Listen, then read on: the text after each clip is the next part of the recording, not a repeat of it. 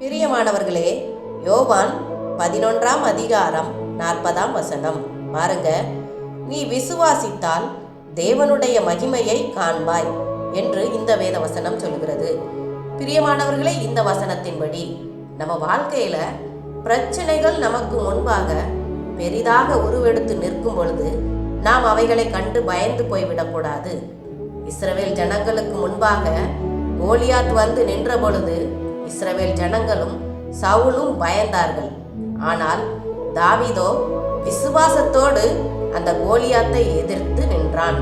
அப்பொழுது தேவன் பெரிய காரியங்களை செய்தார். தேவனுடைய மகிமையை அவர்கள் கண்டார்கள்.